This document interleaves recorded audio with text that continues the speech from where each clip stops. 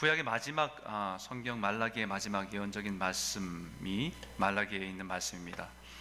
그리고 오늘 누가복음으로 넘어가서 같이 말씀 나누는데, 오늘 성경책 몇 장을 넘기니까 누가복음으로 넘어왔잖아요. 근데 사실은 이 시간의 간격이 400년입니다.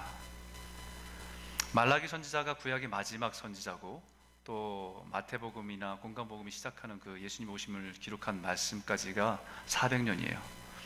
이 시간을 성경의 암흑기다라고 부릅니다.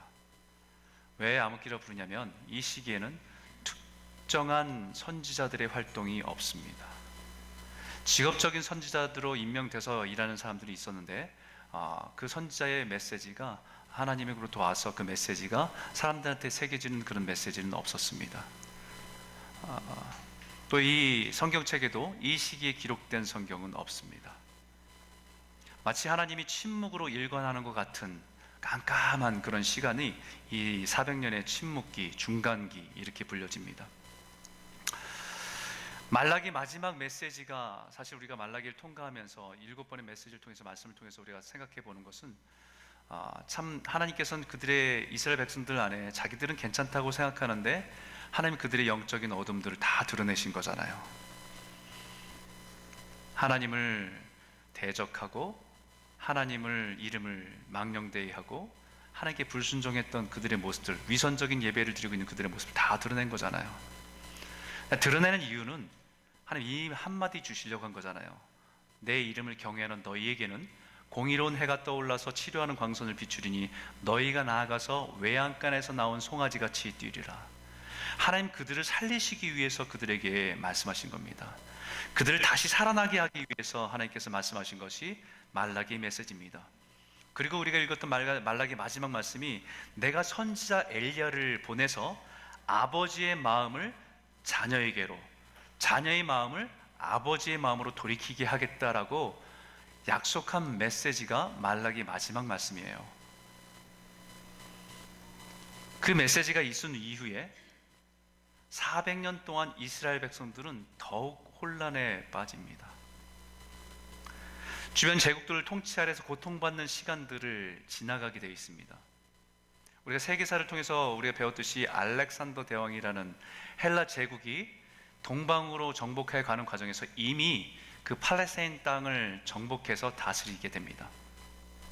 이 헬라 제국의 정책은 자기가 정복한 민족들의 언어를 바꾸고 문화를 바꿔서 자기들의 민족화시키는 것이 정복 정책입니다.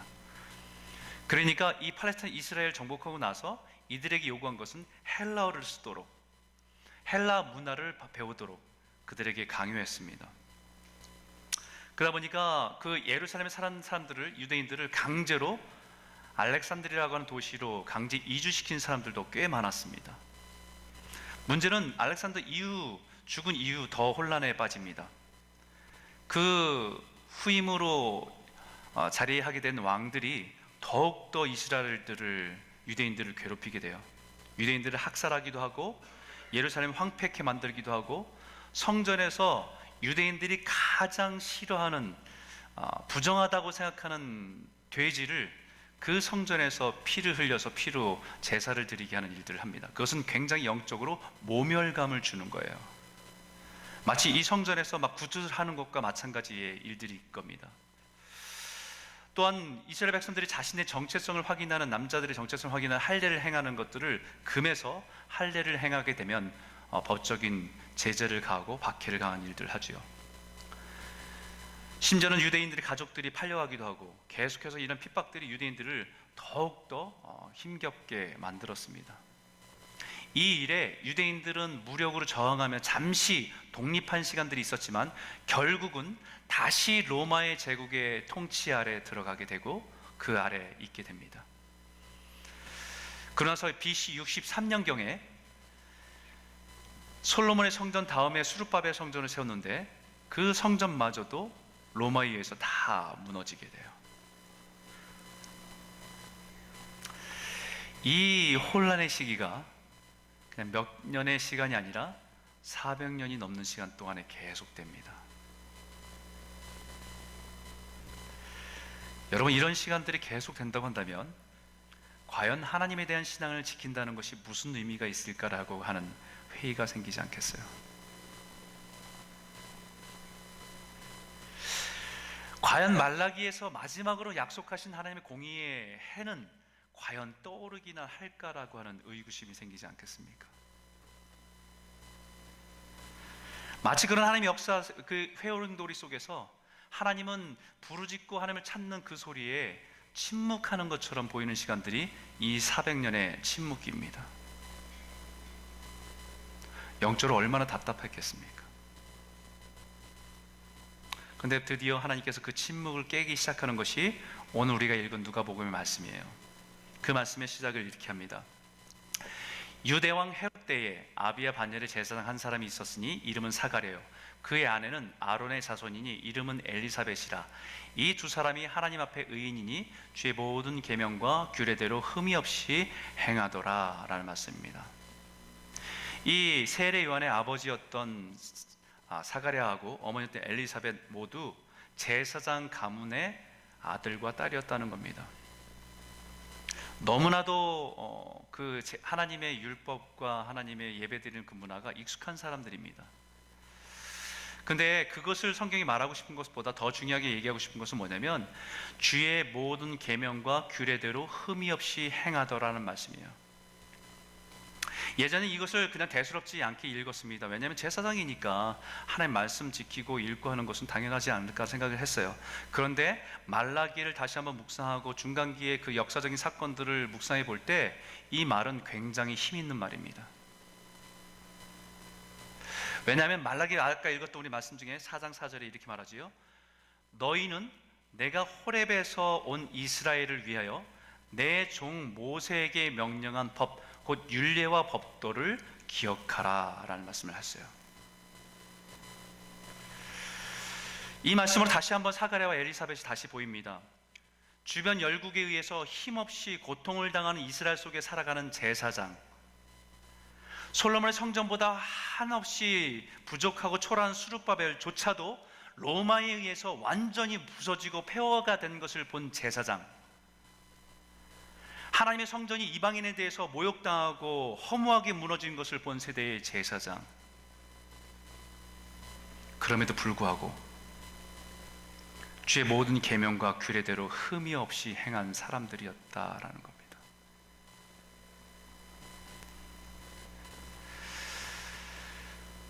하나님의 나라가 이 땅 가운데 하는 교회가 세워질 때 하나님의 영광을 통해서 영광 받는 시기가 있습니다. 부유해지기도 하고 하나님을 통해 명예를 얻기도 하고, 그런데 그 교회들이 때로는 하나님의 영광의 시기가 다 지나고 비난을 당하고 조롱을 당하는 시기도 맞게 됩니다. 더 나아가서는 하나님의 영광의 시기도 다 지나고 이제는 하나님으로 인해서 우리가 핍박받고 박해받는 시기도 만나게 될 때가 있다는 거예요. 시대와 상황은 바뀌지만 분명한 것은 하나님의 말씀과 율례를 따라 살아가는 것은 하나님의 백성의 마땅한 모습이라는 겁니다. 오늘 우리에게 말씀하고 있는 세상의 교회가 비난을 당하고 신뢰가 무너지고 어려움을 당해도 여전히 하나님의 말씀은 진리이기에 우리는 그 진리를 따라 살아가야 되는 백성임을 다시 한번 말씀하고 있는 거지요. 이 시대도 마찬가지입니다. 오늘날 동일하게 하나님은 그런 사람들 통해서 다시 회복의 역사를 일으키시기 때문입니다. 그런 사람을 통해서 부흥의 역사를 시작하시기 때문입니다. 오늘 다시 한번 이 말씀을 통해서 몇 가지 여러분과 같이 나누고 싶은 것은, 첫 번째는 하나님은 우리의 부족함과 결핍을 통해서 일하신다는 사실이에요. 우리 7절 한번 같이 한번 읽어볼까요? 같이 한번 읽겠습니다. 시작. 엘리사벳이 잉태를 못함으로 그들에게 자식이 없고 두 사람의 나이가 많더라. 여러분, 앞에 사가랴와 엘리사벳이 이 두 사람은 하나님 앞에 의인이라 주의 계명과 규례대로 흠이 없이 행하더라, 그렇게 말하면 그 다음에 좀 따라오는 말씀들은 그래서 이 사람들의 인생은 복되고 모든 일이 잘 되고 자식은 번창하더라, 이래야 되는 거 아닙니까? 이래야 우리가 좀 기대하는 게 만족이 되는 거 아닙니까?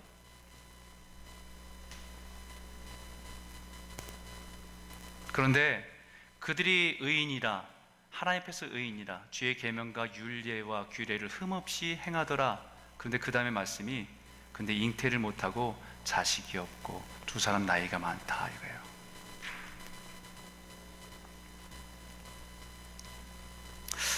참 우리 인생은 참 쉽게 우리의 머리로 이해하기 힘들 때가 참 많이 있습니다. 왜 그렇게 신실한 부부에게 자녀를 주시지 않을까? 남들은 너무나 당연하게 너무 쉽게 얻는 것조차도 왜 이런 신실한 부부에게는 허락하지 않을까? 근데 한편 다른 사람의 인생들도 대부분 보면 그와 같습니다. 모든 것을 다 갖추고 사는 사람은 없어요. 인생의 어느 한 부분은 반드시 부족함이 있고 결핍이 있고 연약함이 있습니다. 물질이 있으면 건강이 약하기도 하고, 건강이 있으면 자녀들의 연약함이 보이기도 하고, 아마 우리 인생의 한쪽은 분명히 부족함들이 있는 것이, 연약함이 있는 것이 우리들의 인생 같아요. 어떤 분은 그렇게 말할 수 있습니다. 나는 부족함이 없다고. 믿음의 고백이기도 하지만 실제로는 그런지 모르겠습니다. 라오디아 교인들이 그렇게 말했죠. 우리는 부자라, 우리는 부족함이 없다고, 부유하고 부족함이 없다고 말했습니다. 그러자 하나님이 뭐라고 하냐면 너희들의 영적인 실체는 병들고 벌거벗었다고 얘기해요. 우리 인생에 부족함이 없는 사람은 없습니다. 단지 그것을 인정하지 않고 다른 것들로 그것을 포장하고 있을 뿐이고 내가 그것을 인정하지 않고 있기 때문이죠. 하나님은 우리 인생의 이런 부족함과 연약함은 하나님께는 나아가도록 우리 인생에 남겨둔 것들이에요. 모든 게 만족스러우면 하나님을 찾겠습니까? 모든 것이 내 마음에 다 흡족하면 여러분 하나님을 찾겠습니까? 아마 그런 사람은 제가 보지를 못한 것 같아요. 우리 연약함과 인생의 부족함과 결핍은 하나님 앞에 엎드리게 합니다.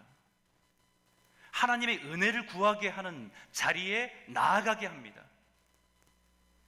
우리의 감당 앞서는 인생의 문제를 붙들고 하나님 앞에 엎드리면 하나님께서 그것을 통해서 우리 인생에 말씀하시고자 원하는 것들을 말씀하시기 때문입니다.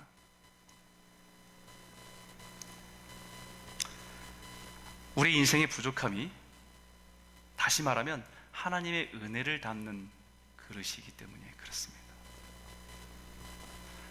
우리의 연약함의 부족함의 그릇이 돈이나 다른 것들을 만족해서 채워져 있으면 사실은 하나님의 은혜를 담을 수가 없을 때가 많아요.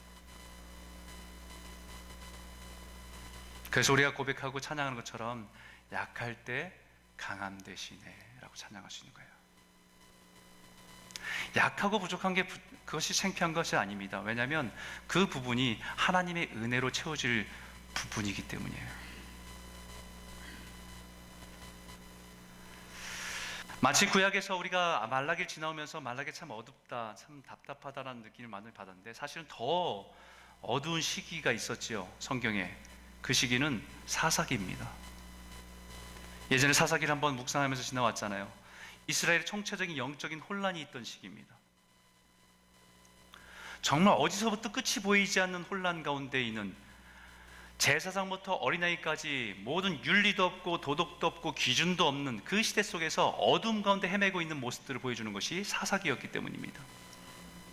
근데 그 사사기에서 그 영적인 지독한 영적인 어둠을 깨고 새로운 시대 속에 부흥의 시대, 회복의 시대, 하나님의 영광의 시대로 들어가는데 사용했던 한 인물은 동일합니다.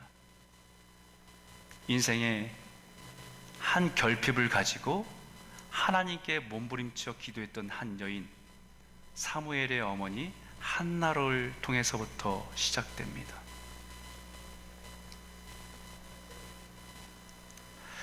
처음에는 인생의 이 부족함 때문에 부르짖으며 하나님, 나에게는 왜 다른 사람이 다 있는 그것이 없습니까? 라고 부르짖고 기도했던 기도가 하나님을 만나고 하나님의 계획을 알고 하나님의 사랑을 경험하니까 이제는 하나님을 높여드리고 하나님 앞에 순종의 자리로 옮겨가는 한나의 모습을 보는 걸 통해서 하나님 새로운 시대를 열어가고 계시다는 거예요.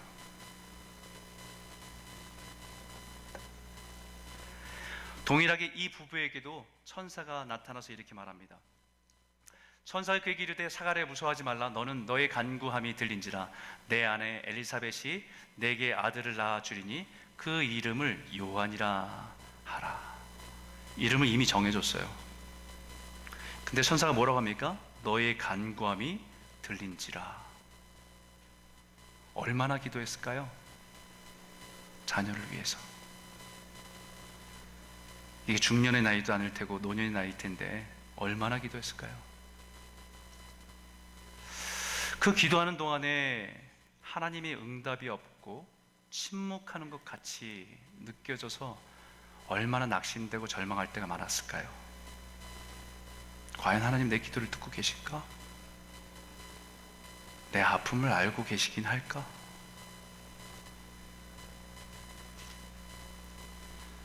내 인생의 연약함과 부족함 때문에 기도하고 또 부르짖고 기도해도 응답이 없어서 낙심이 되고 마음이 무너진 분이 있다고 한다면 포기하지 않기를 바랍니다.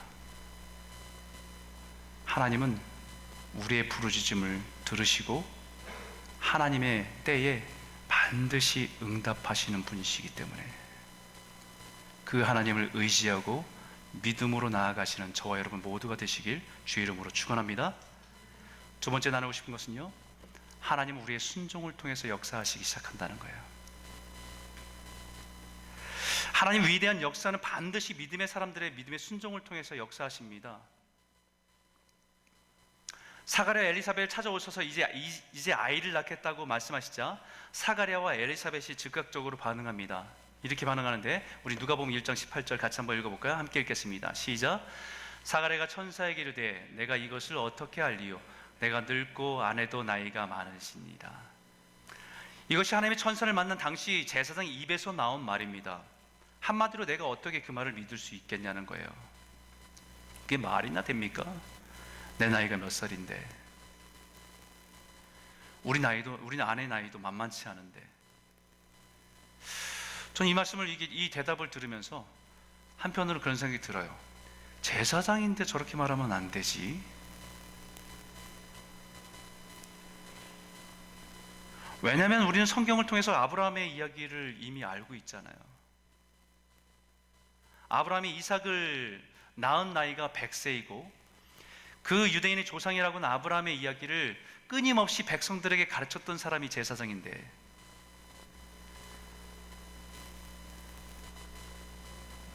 그 이야기를 모르지 않을 텐데, 근데 자신에게 이 일이 이루어진다고 할 때 그 일은 이루어질 수 없다고 의심하고 있는 제사장의 모습을 보면서 우리의 알고 있는 믿음과 살아가는 믿음이 다를 수 있겠다라는 생각이 들었어요.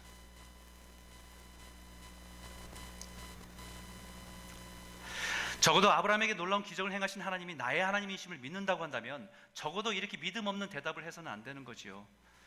그것도 제사장이 수없이 사람들에게 아브라함의 이야기를 가르치고 이스라엘 백성들이 전통을 가르치고 믿음을 가르치는 사람이라고 한다면 자기 삶에도 그와 같은 일이 일어날 것이라고 믿고 따라야 되는 것이 당연한데, 그 일이 어떻게 나에게 이루어지냐고 반문하고 있는 모습을 보면서 무엇을 보냐면 믿음이 죽었구나라는 것을 깨닫습니다.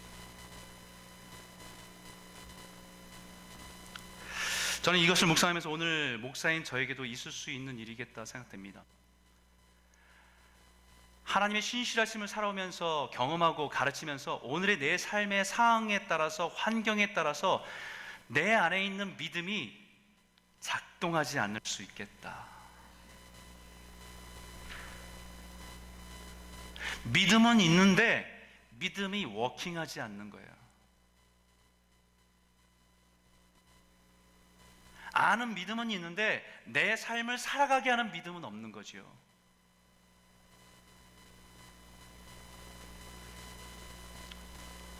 하나님께서 말씀으로 내 마음에 감동을 주고 확신을 줘서 돌이켜보면 또다시 자신의 현실 앞에서 무기력해질 수 있는 게 우리들의 모습이고 우리들이 가지고 있는 믿음일 수 있겠다.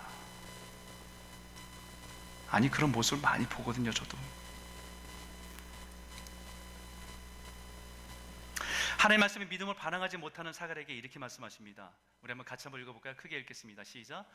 보라, 이 일이 되는 날까지 내가 말 못하는 자가 되어 능히 말을 못하리니 이는 내가 내 말을 믿지 아니함이거니와 때가 이르면 내 말이 이루어지리라 하더라. 여러분, 이 일로 사가랴는 말을 할 수가 없게 됩니다. 의학적인 얘기로는 실어증 정도가 되겠죠. 예전에는 벙어리라고 얘기하는데 요즘에는 그런 말씀은 안 되고 말을 할 수 없는 장애를 갑자기 갖게 된 겁니다.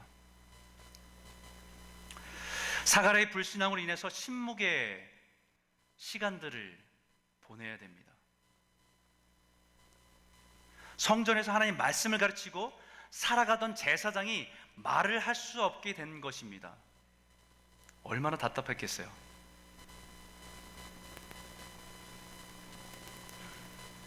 교회에서 설교를 하고 기도하고 가르쳐야 될 목회자가 어느 날 갑자기 말을 할 수 없게 된다고 한다면 그 사람의 영적인 권위가 서겠습니까?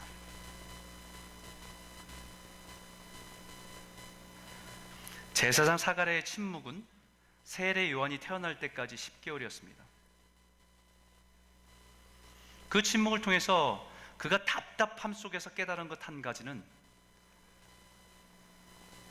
하나님의 침묵 속에 있는 하나님의 답답함입니다. 400년 동안에 이스라엘 백성들에게 말씀을 하지 않고 계신 하나님의 마음이 무엇인지, 말해도 듣지 않고 말해도 순종하지 않는 백성들을 향한 하나님의 마음이 무엇인지를 사가랴는 깨닫게 되는 거죠.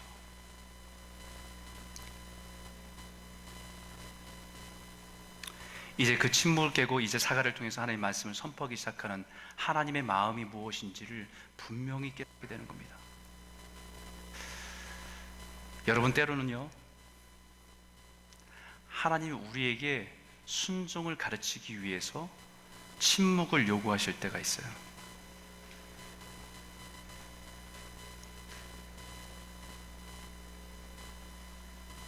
우리에게 순종을 가르치기 위해서 침묵을 요구하실 때가 있어요. 이스라엘 백성들이 가나안 땅을 정복할 때 첫 번째로 만난 강력한 성이 여리고입니다. 당시에 고증학적으로 보면 그 여리고성은 당시에 있는 기술과 무기로는 정복할 수 없는 성, 난공불락의 거대한 성이었다고 얘기해요. 성벽도 두 이중으로 돼 있고 중간을 마차가 뛰어다니고 그 성벽은 너무 견고해서 그 성을 함부로 무너뜨릴 수 없는 성이었다고 해요. 근데 가나안 땅에 들어가면서 그 성을 바로 앞에서 대면하게 된 것이 이스라엘 백성들입니다. 아무리 봐도 불가능해 보이거든요. 자신을 둘러봐도 변변한 무기도 없고 그렇다고 전쟁의 경험도 없고, 전쟁의 경험이 있었던 이스라엘 백성들이 이미 광야에서 다 장례를 치르고 새로운 세대가 지금 가나안 땅을 들어가기 때문에 전쟁의 경험도 없습니다. 근데 그 거대한 성을 정복해야 되는데 바라만 보기만 해도 답답해요. 근데 더 황당한 것은 하나님이 그 정복하러 가르쳐준 방법이 그 성을 매일 한 바퀴씩 도는 거예요. 강강수월래도 아니고, 그리고 마지막 날 7바퀴 돌고 외치라는 것밖에 없습니다. 말도 안 되는 얘기죠. 여러분, 이런 상황을 들었을 때 우리가 툭 튀어나오는 말이 뭐예요? 미친 거 아니야? 그게 말이 돼? 이게 그냥 자연스럽게 우리 안에 튀어나올 수 있는 말이잖아요. 그럼 여러분, 이 말이 믿음을 통과한 말입니까? 아니면 그냥 튕겨져 나온 말입니까?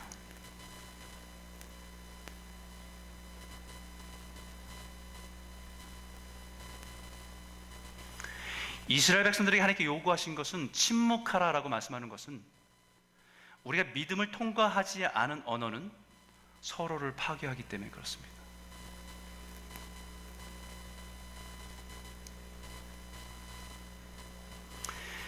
하나님이 입 다물라라고 말씀하시는 것은 믿음을 통과하지 않는 언어로 서로를 불신되게 하고 불평하게 하고 원망해서 서로를 망하게 하지 말라는 말이에요.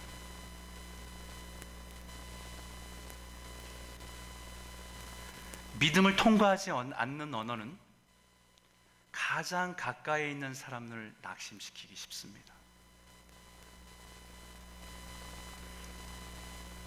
그렇기 때문에 하나님은 우리에게 침묵하라, 입 다물라 말씀하세요.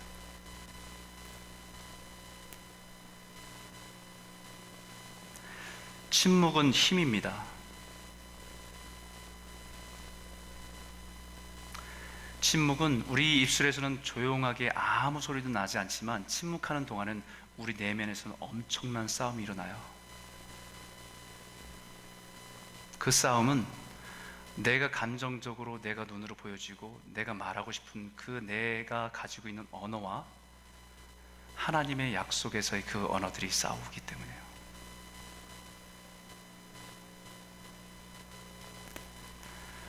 할 말이 없어서 침묵하는 것이 아니라 할 말이 너무 많고 내 생각이 너무 많아서 침묵하라고 말씀하는 겁니다.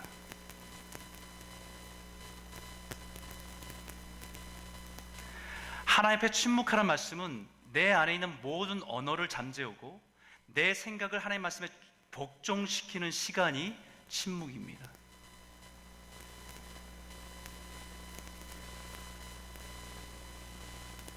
내 생각과 내 경험과 내 감정적인 언어들을 하나님 말씀 앞에서, 하나님 약속 앞에서 잠재우는 시간이 침묵이기 때문입니다. 사가랴는 그 침묵의 시간들을 10개월 동안에 하나님의 말씀을 묵상하며 하나님의 약속하신 그 약속을 붙들면서 그 시간들을 싸워나간 겁니다. 이스라엘 백성들이 6일 동안에 침묵하면서 자신의 언어와 하나님이 약속하신 말씀 속에 싸워가면서 그 말씀 붙들고 싸웠던 시간들이 이미 그 싸움에서 하나님의 약속을 붙들었던 시간이 7일이었던 것처럼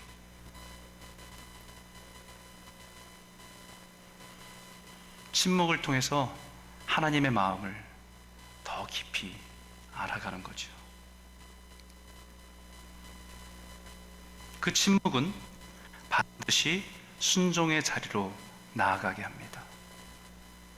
상황이 아무리 어려워도요, 상황이 불가능해 보여도 침묵을 통해 하나님의 언어로 믿음의 언어를 통과한 사람은 반드시 순종의 자리로 나아가게 돼 있어요. 마침내 하나님께서 약속하신 이 아들을 주셨습니다. 자신은 불가능하다고 생각했는데 하나님은 이루셨습니다. 약속을 지키셨습니다. 얼마나 감격스럽겠습니까? 그 아이를 낳은 지 8일째 되는 날에 그 아이들을 다 할례를 행하게 되는데 그 아이를 할례를 행할 때에 어머니가 그 아이의 이름을 요한이라고 썼습니다. 그러니까 주변에 있는 사람들이 깜짝 놀랐어요. 왜냐하면 그 당시에 유대인들이 이름을 짓는 패턴은 자신들의 할아버지, 자신들의 증조할아버지, 자신들의 족보에 있는 그 어른들의 이름을 반복해서 재활용하고 쓰는 것이 그들의 문화였기 때문입니다. 그러니까 그 사람의 이름이 있으면 어느 집안 사람이라는 것을 알 수 있기 때문입니다. 그런데 이 집안에는 요한이란 이름이 없어요. 근데 이 여인이 엘리사벳이 자기 아들의 이름을 요한이라고 쓰니까 사람들이 놀란 겁니다. 그래서 이것을 그 혼자 결정한 것인지 모르니까 사가랴한테 이름을 쓸 수 있으니까 서판을 가져다 주고 그것을 써보라고, 이름 어떻게 쓰면 좋겠냐고 써보라고 합니다. 뭐라고 써요? 요한 씁니다. 주저없습니다. 왜요? 천사가 약속한 이름이기 때문에.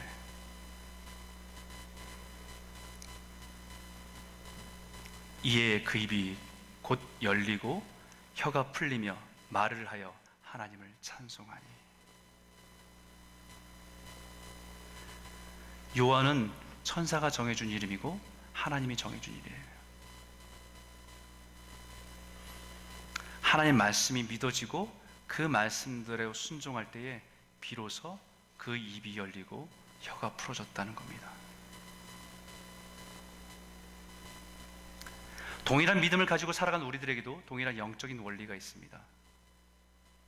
우리의 생각에 불가능하고 어렵고 현실적으로 불가능한 상황에 처하게 되면 가장 먼저 실수하게 되는 것이 우리의 입술입니다. 우리의 혀입니다. 믿음이 식고 생명력을 잃어버릴 때에 우리 안에서 나오는 말들은 자신을 더욱 부정적으로 만들 뿐 아니라 내 주변에 있는 사람들에게도 악한 영향을 줄 수 있습니다.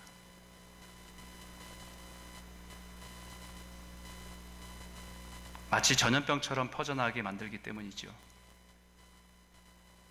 부정적인 언어, 불신앙적인 언어가 우리 자신을 낙심시킬 뿐만 아니라 우리 가족들이, 우리 자녀들이 그 부정적인 영향에서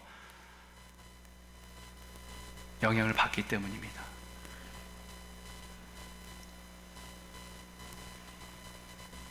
그래서 하나님께서 우리에게 침묵하라.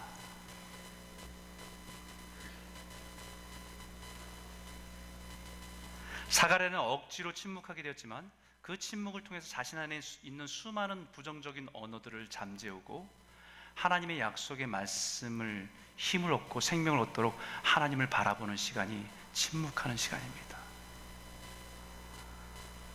어떻게 보면 우리가 새벽마다 새벽 기도하시는 분들은, 또 묵상하시는 분들은 제일 먼저 다른 언어가 아니라 하나님을 묵상하고 그 앞에 내 생각들을 잠재우고 말씀 붙들고 시작하는 것이 그와 같은 싸움일 겁니다.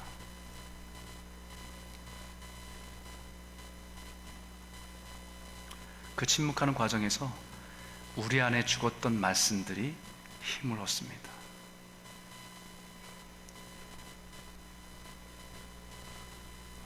알고는 있지만 순종의 자리를 못 가던 죽은 믿음이 생명력을 얻습니다. 비로소 불순종의 자리에서 순종의 자리로 옮길 때에 굳게 닫혔던 입이 열리고 굳게 닫혀있던 상황이 활짝 열리게 되는, 굳어져 있던 상황이 풀리고 여리고가 무너지는 역사를 보게 되는 거죠.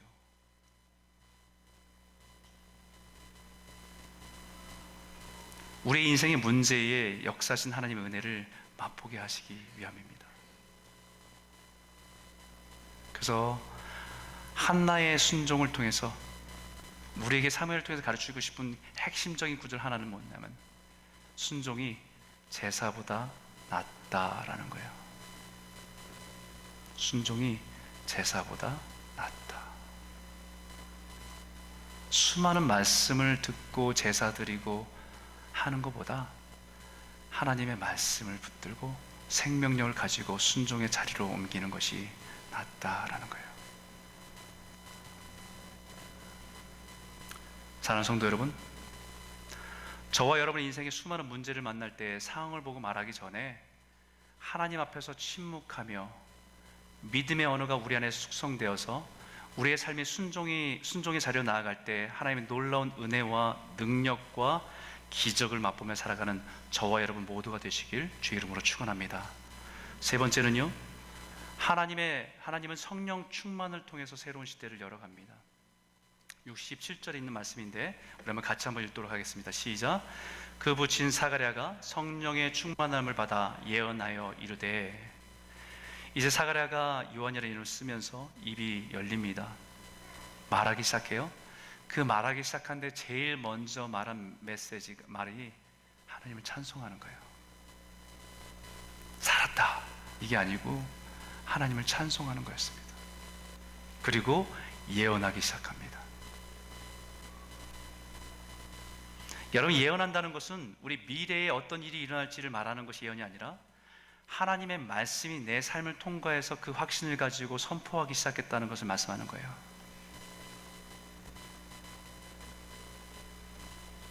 하나님의 예언된 말씀이, 예언된 말라기의 말씀이 내 삶을 통해서 현실화되었고 내 자녀를 통해서 이루신다는 그 말씀이, 그 메시지를 통해서 사람들 앞에 선포하기 시작했다는 겁니다.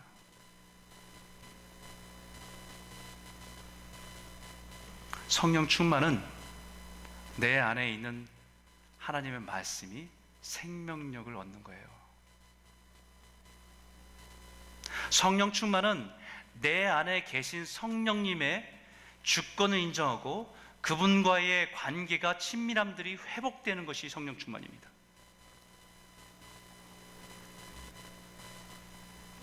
성령 충만은 내 안에 있는 하나님의 말씀이 내 삶을 살아가도록 능력 있게 하는 것이 성령 충만입니다. 머리로만 알고 있었던 그 말씀이 내가 오늘 살아가게 하는, 순종하게 하는 그 자리에 있게 하는 것이, 그것이 성령 충만입니다. 죽은 지식이 아니라 오늘 나를 믿음으로 살아가게 하는 능력이고, 400년 전에 말라기에서 말씀했던 약속의 메시지가 오늘 내 삶 가운데 실현됐음을 선포할 수 있는 것이, 그것이 성령 충만입니다. 그래서 사도 바울은 동일한 믿음을 가지고 있는 우리들에게 계속해서 강조하고 있는 것은 이 말씀이잖아요. 우리 한번 같이 한번 읽겠습니다. 함께 읽겠습니다. 시작. 세월을 아끼라, 때가 악하니라. 그러므로 어리석은 자가 되지 말고 오직 주의 뜻이 무엇인가 이해해라. 술 취하지 말라. 이는 방탕한 것이니 오직 성령으로 충만함을 받으라. 성령으로 충만함을 받으라. 계속해서. 나도 예전엔 성령 충만했는데, 한 번으로 끝나는 게 아니고요. 우리가 악한 세대 속에 살았기 때문에 가만히 있으면 마치 그냥 계속 진보하면 좋겠지만, 가만히 있으면 뒤로 가거든요. 예전에 뜨겁게 기도했던 신앙으로 하나님의 응답도 받고 그 체험 가지고 살았던 사람이 가만히 있으면 그 신앙이 유지되는 것이 아니라 세대가 악하기 때문에 우린 뒤로 가거든요.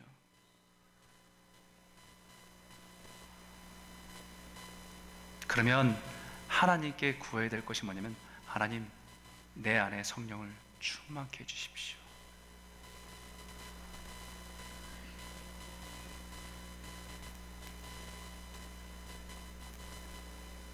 성령 충만을 받으면 이 세상을 살면서 세상의 질서에 살지 않고 하나님의 질서에 맞게 삽니다. 세상 사람들은 사람들의 세상의 지위를 가지고 사람들을 존귀하다, 그렇지 않다라고 얘기합니다. 소유의 많고 적음을 통해서 존귀함을 따집니다. 그리고 업신여깁니다. 많이 배우고 못 배우고 인해서 사람을 차별합니다. 피부의 색깔로 사람을 평가하기도 합니다. 성별의 차이로 차별하기도 합니다. 그러나 성령이 충만한 것은 하나님의 질서에 순응하기에 자신이 낮아지는 것을 두려워하지 않습니다. 다른 사람의 인정에 목마르지 않습니다. 하나님의 영광을 위해서 자신이 서야 있어야 할 그 자리에 서 있는 것을 통해서 부끄럽게 생각하지 않습니다. 성령 충만을 받으면 하나님의 일하시는 영적인 신비가 보입니다. 자신에게 허락하신 하나님의 아이가 내 욕구를 채우기 위한, 내 만족을 채우기 위한, 내 꿈을 이루지 못한 것을 이루기 위한 자녀가 아니라 하나님의 계획 속에서 하나님의 뜻 가운데 나에게 보내주신 그 뜻이 조금씩 깨달아지기 시작합니다.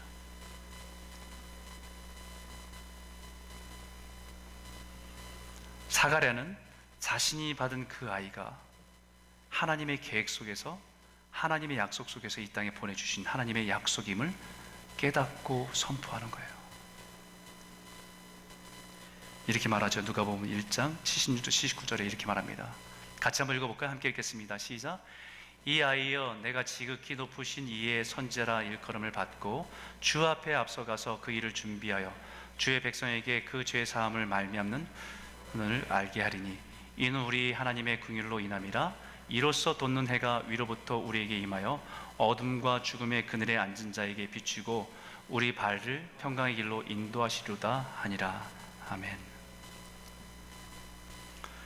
자신에게 핏덩이처럼 주어진 이 아이를 보면서 하나님의 약속을 고백할 수 있는 겁니다.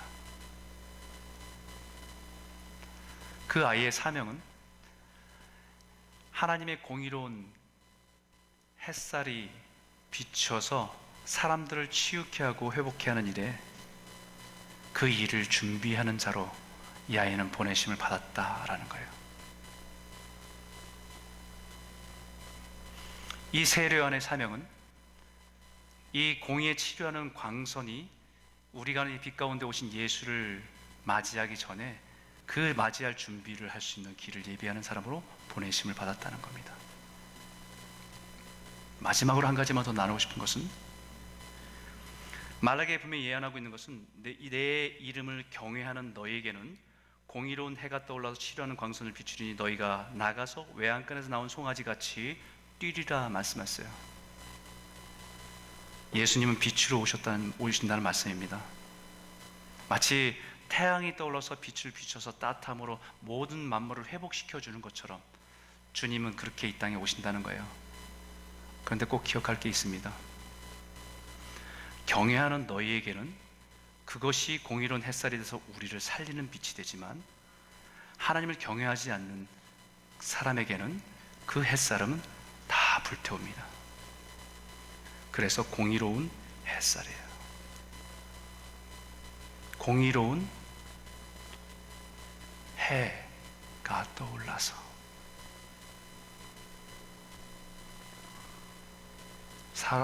세례 요한은 그 공의로운 해 앞에 우리 자신의 죄를 인정하고 하나님 앞에 하나님 예수 그리스도가 필요함을 인정하는 자리로 우리를 인도하는 자리에 서 있는 사람이 세례 요한입니다. 세례 요한을 통과하지 않고 예수를 따라갈 수 없고, 십자가를 통과하지 않고 구원이 없습니다. 예수가 필요하지 않은데 예수의 영광만을 쫓고 생명의 떡이 아니라 광야에서 배고픔을 채워준 떡을 쫓아 살았다 한다면 그것은 구원이 아니라 영광만을 위해서 주님을 따라가는 것이기 때문입니다. 그래서 세례 요한은 회개하라, 천국이 가까이 왔느니라. 우리가 절실히 주님이 필요합니다. 하나님 없이는 소망이 없습니다. 그 고백으로 십자가 앞에 나아가도록 부르심을 받은 자가 세례 요한입니다. 사랑하는 성도 여러분, 오늘 이 말씀을 통해서 우리가 이제는 크리스마스를 준비하면서 예수님 오심을 준비하지만 다시 오실 주님 앞에 공의로운 해처럼 빛나 우리에게 오실 주님 앞에 경외하는 자로, 믿음으로 주님을 믿고 신뢰하는 자리로 주님을 맞이하며 나아갈 수 있는 저와 여러분 모두가 되시기를 주의 이름으로 축원합니다.